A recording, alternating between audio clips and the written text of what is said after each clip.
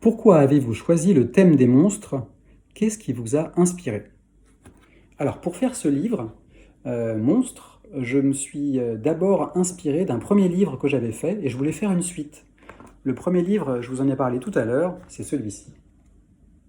Zooptique. Zooptique, c'est un documentaire jeunesse, donc c'est un livre qui est basé sur des études scientifiques, et c'est un livre qui essaye de faire comprendre comment les animaux voient. Donc dans ce livre, il y a une scène, essayez d'imaginer une scène comme celle-ci par exemple, et comment cette scène est vue par 12 animaux différents. À la fois des animaux très familiers comme le chat, le chien, des animaux moins familiers comme certains oiseaux, l'aigle, le hibou, et puis après des animaux qui sont très très différents de nous, par exemple la mouche, l'abeille, l'escargot. Le principe du livre, c'était de faire se succéder des portraits, vous voyez, et ensuite, pour chaque portrait, il y avait la possibilité de soulever des flaps, whoop, et de voir comment l'animal voit. Donc là, par exemple, on voit la vision du chat. Cette fameuse scène, le chat, lui, il ne va pas voir le rouge, parce que comme la plupart des mammifères, le chat ne voit pas le rouge. Alors, pour des animaux proches, les visions, elles sont parfois pas très très éloignées de nous. Par exemple, la souris. Bon, la souris, là, par contre, on voit que non seulement elle voit pas le rouge, mais en plus, elle voit mais très très flou. Donc, vous voyez, tout ça, ça s'appelle des visions subjectives, c'est-à-dire qu'on rentre dans la tête de quelqu'un. Sauf que là, ce quelqu'un, c'est pas une personne, enfin, c'est un animal. On peut considérer que l'animal est une personne, si on veut. En tout cas, c'est certainement pas un objet. Là, par exemple, comment l'aigle voit. Et dans ce livre, il y a même des visions un peu incroyables, comme par exemple le caméléon. Comment le caméléon il voit avec deux yeux qui vont dans tous les sens. Il a un œil qui regarde vers le haut, il voit le ciel, et puis en même temps, il a un œil qui regarde vers le bas. Donc vous voyez le principe, avec le caméléon, c'est un bon exemple, parce que il a un petit peu une tête de monstre. Donc moi, je voulais faire une suite de ce livre. Et puis, j'avais proposé l'idée à mon éditrice, et puis elle m'a dit, pourquoi tu ne ferais pas plutôt un livre sur les mythes? Et donc, j'ai trouvé que c'était une bonne idée, et au lieu de faire une suite de Zooptique, j'ai plutôt fait un livre sur les monstres. Voilà comment j'ai eu cette idée. Combien de temps avez-vous pris pour réaliser ce livre? Alors là, il faut savoir que pour faire un livre, il n'y a pas de règle. Moi, il y a des livres pour lesquels j'ai mis à peu près 5 ans. Et puis celui-ci, il était assez court. C'est-à-dire que j'ai mis à peu près 1 an entre le moment où j'ai eu l'idée et puis le moment où je l'ai réalisé. Donc c'est peut-être le livre que j'ai fait le plus vite dans mes livres. Mais c'est vraiment rare. Hein. Normalement, je mets beaucoup plus de temps. Donc là, en 1 an, il y a eu à peu près 6 mois pour faire les recherches. Et puis ensuite, 6 mois pour la réalisation, c'est-à-dire l'écriture, les allers-retours avec l'éditeur, parce que c'est pas un travail qu'on fait complètement seul. Et puis ensuite, la réalisation des dessins, et puis le montage. Donc vous voyez, c'est long, mais on ne fait pas que ça, hein, on fait d'autres choses à côté. Voilà. Pourquoi avez-vous choisi ces monstres-ci? Alors ça, c'est une grande question, parce que ça a été vraiment quelque chose que j'ai tourné dans tous les sens pendant des mois et des mois pour trouver un bon équilibre, et ça n'a pas été facile. En plus, il y a une question qui s'est posée, et pour que vous compreniez bien, je vais vous montrer la première étape du livre dans mon carnet d'esquisses. Donc au départ, dans la première version du livre, vous voyez, il y avait par exemple Mianshu, le kraken, il y avait King Kong, là il y avait un monstre japonais, un monstre araignée. En fait, je ne l'ai pas fait celui-là parce que je le trouve trop horrible. Là, on retrouve, voilà, hop, il y avait Ravana, et là, les dents de la mer. J'avais comme idée au départ de mettre les dents de la mer, un requin. Dedans, il y avait qui encore? Il y avait un détraqueur. Je voulais mettre un détraqueur, les détraqueurs, vous savez, dans Harry Potter. Ah. Et puis, il y avait le Yeti, et puis, Dark Vador. Donc je voulais, dans ma première version de livre, mettre des monstres aussi, je voulais mettre des méchants un peu qui sont issus de la littérature jeunesse, ou de films jeunesse. Mais on a eu un problème avec les droits, c'est-à-dire qu'on ne peut pas utiliser, par exemple, Dark Vador, il aurait fallu avoir l'autorisation des films Lucas, c'était compliqué. Le Yeti, je voulais au départ mettre la version qui est dans Tintin, mais c'était trop compliqué aussi. Et puis, pour Les Dents de la Mer, c'était un film aussi, il aurait fallu payer des droits à Spielberg, c'était pas possible. Et Harry Potter, il aurait fallu payer des droits aussi à l'autrice de Harry Potter. Donc c'est pour ça qu'au départ, ma première idée, on a mis du temps avant de voir que c'était, même si on fait un dessin et même si on ne reproduit pas l'univers de Star Wars ou de Harry Potter, même si c'est un dessin à ma façon, eh ben, c'était pas possible. Donc du coup, j'ai plutôt resserré mon choix vers des monstres de la mythologie et des monstres des légendes. Donc ensuite, il a fallu que je trouve un équilibre entre des monstres qui viennent un peu de toutes les époques et puis des monstres qui viennent aussi de tous les continents. Donc par exemple, dans ce livre, il y a un monstre, Enoshima, le dragon d'Enoshima qui vient du Japon, il y a Nianshu qui vient de Chine, il y a deux mythes qui viennent de Grèce, il y a un mythe, celui de la Vouivre, qui vient d'Europe, enfin d'Europe, de France et du Doubs, c'est plutôt régional là d'ailleurs. Ensuite, il y a un monstre d'Angleterre, il y a Frankenstein, il y a Ravana qui vient d'Inde, il y a Mapinguari qui vient d'Amérique du Sud. Donc vous voyez, j'ai essayé d'avoir des monstres du monde entier. Et puis il y a un dernier aspect qui est à savoir aussi, il a fallu que je m'arrête parce que c'est un livre où il n'y a pas 100 pages, voilà, il y a un nombre de pages qui est réduit, donc il a fallu que je m'arrête sur un nombre fixe de monstres, il n'y en avait que 12. Voilà. Pourquoi avez-vous choisi ce titre? C'est un titre qui est venu assez rapidement et qui m'a semblé assez évident. Euh,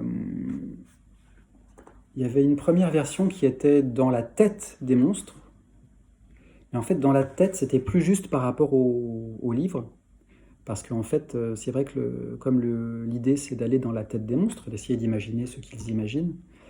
Mais en fait, dans la tête des monstres, c'était un peu moins, ça faisait moins monstre, ça faisait un peu moins peur que dans la peau. L'idée de peau, c'est vraiment quelque chose qui fait très monstre. Voilà. Donc c'est plutôt dans la peau des monstres qui s'est imposé. Et j'ai fait plusieurs versions de couverture d'ailleurs que je vais vous montrer dans le carnet. Donc ça, c'est toutes les couvertures auxquelles vous avez échappé. Donc il y avait des versions avec Polyphème, avec le Kraken.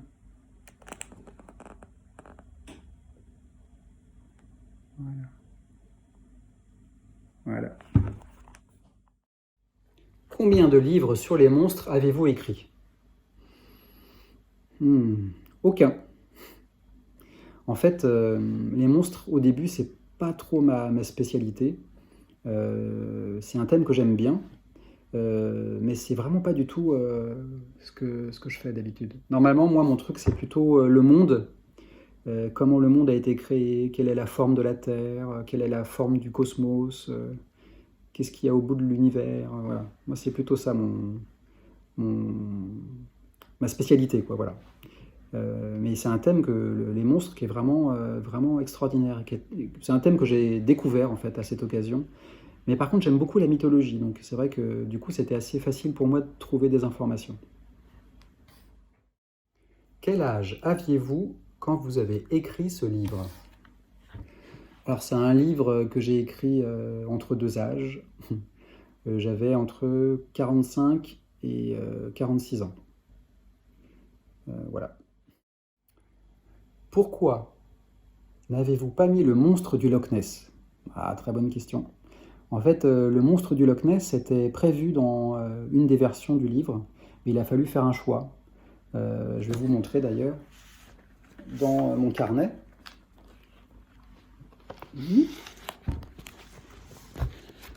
Ça, c'est le premier sommaire où j'ai mis tous les monstres que je voulais au début, que je voulais voir figurer. Et le Loch Ness, il est là. Alors, le Loch Ness, le monstre du Loch Ness, c'est un monstre qui fait partie d'un groupe de monstres qui s'appelle, c'est le groupe un peu de la cryptozoologie.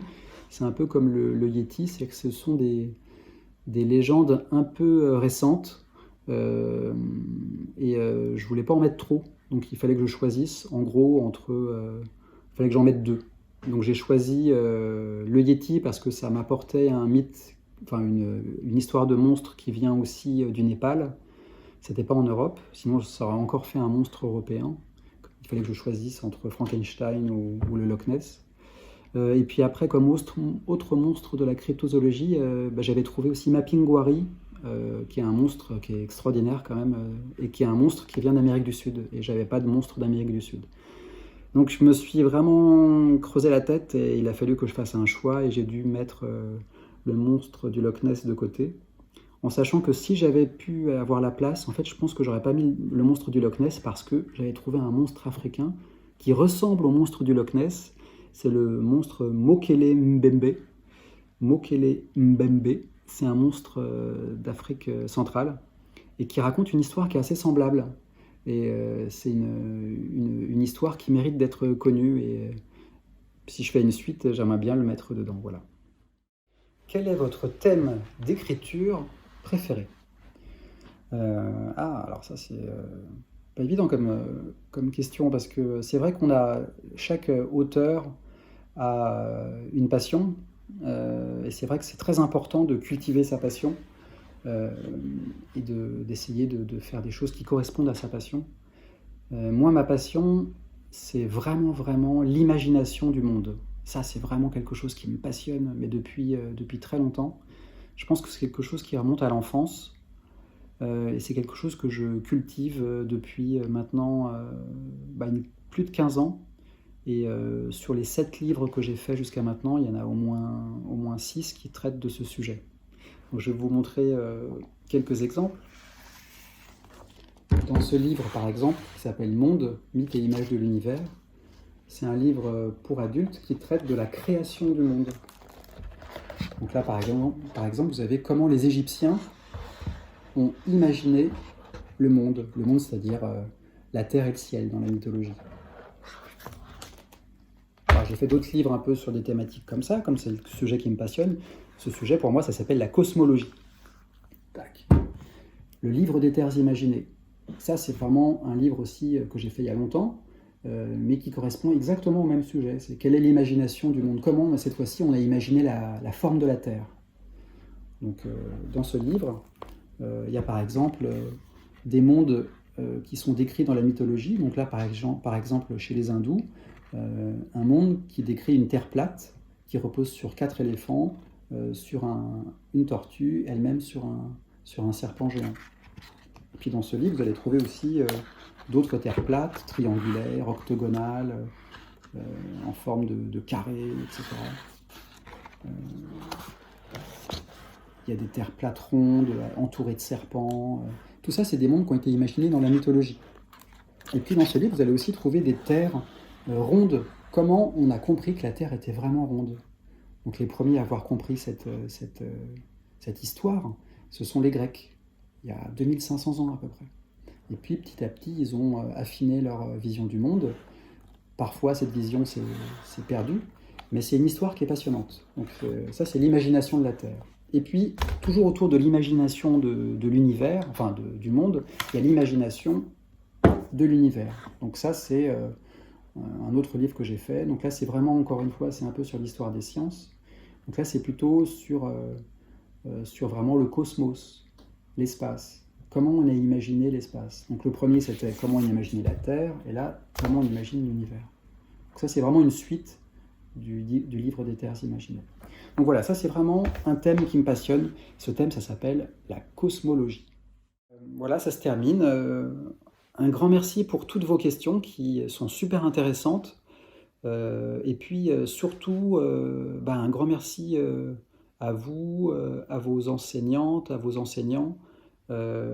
J'espère que ce livre vous a plu.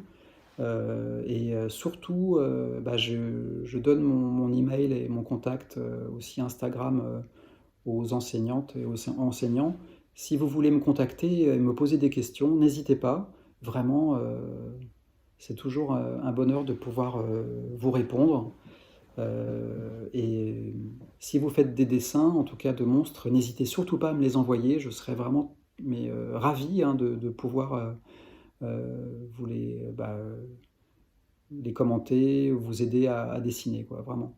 Donc, encore une fois, merci beaucoup.